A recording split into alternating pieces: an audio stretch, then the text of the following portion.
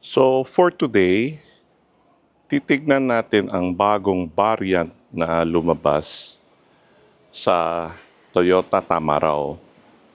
And this variant is the GL Utility Van. So tignan natin kung ano ang feature nitong GL Utility Van.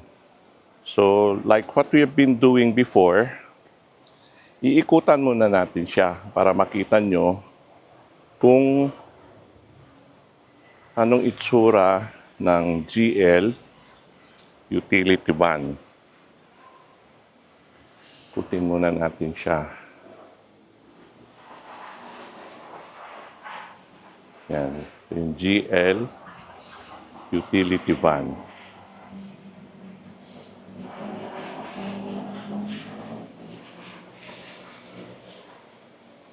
Itong GL Utility Van ay 6-speed automatic na. So, anong mga differences niya with the GL, with the long wheelbase utility van? Okay. So, ito, LED na yung front light niya. And then, yung logo ng Toyota ay silver. Okay. Ito siya. Tingnan nyo mabuti yung harap niya para makita natin mabuti. Okay. Tapos, ang kanyang gulong ay alloy wheel na siya na 215 65 R16. Front disc brake siya. Ito ang kanyang front tire. Yung sa likod is drum brake. Okay. Yung likod niya, drum brake. Andito yung kargahan ng fuel. Okay. Diesel fuel to. Yan. Diesel fuel to. May nakasulat dito na diesel fuel. Okay. Now, tignan natin yung loob niya. Okay. Tanggalin natin yung susi dahil maingay. Okay. Yung itong GL Utility Van ay power window tsaka itong side mirror niya o rear view mirror niya ay na-adjust dito sa loob. From here, na-adjust siya. Left, right, na-adjust siya dito sa loob. Okay. And then, meron siyang trim na orange trim dito. And also, dito sa loob, meron siyang orange trim. Orange trim. Okay. Tsaka dalawang seat siya. Leather seat na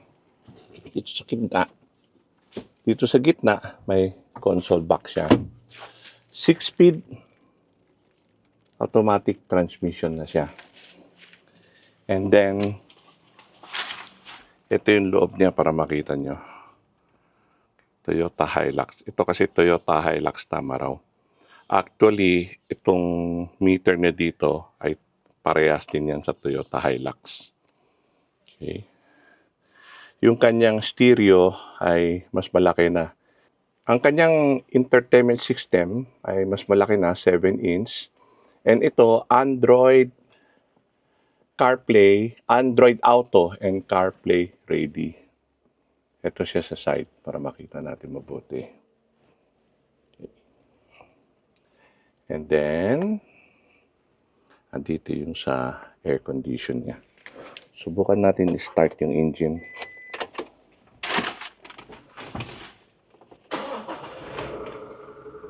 Sarado natin.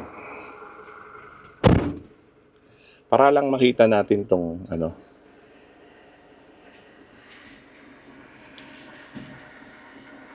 masyadong malakas yung aircon sa likod. Anyway, I want to show you this. Okay.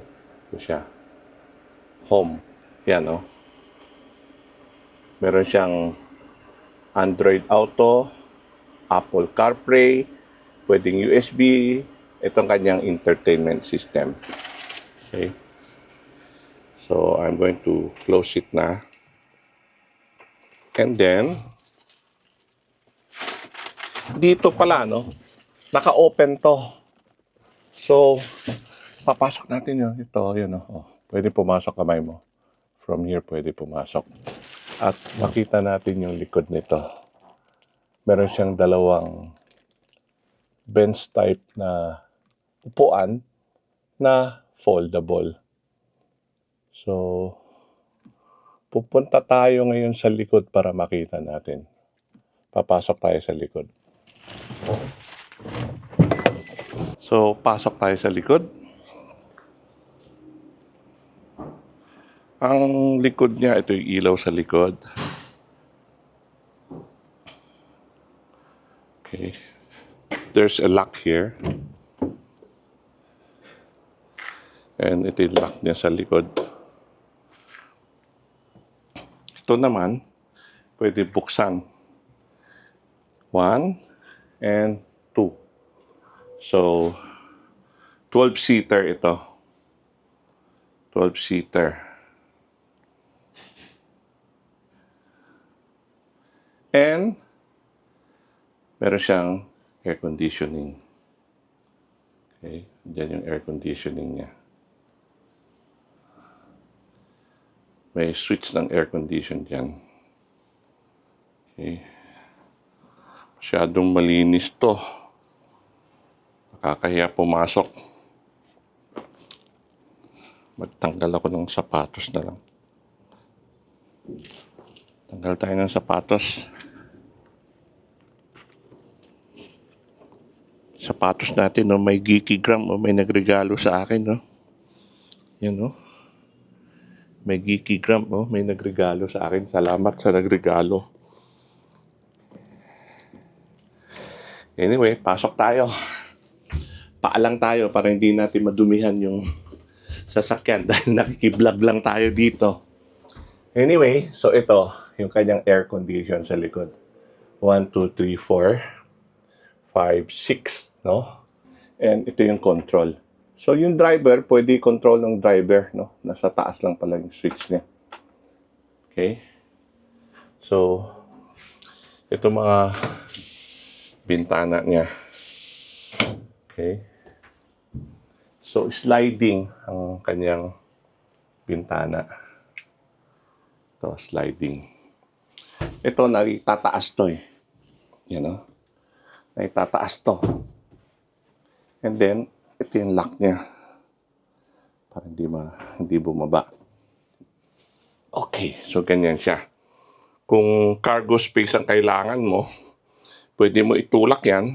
And then, maluwag-luwag na yung cargo space mo. Yan o. Oh. Pwede itaas to. Yan o. Ulitin natin to. I-lock natin yan. Tapos baba mo to. Yan. So, maluwag na yung space mo dito. Okay. So, balik natin. Balik natin to.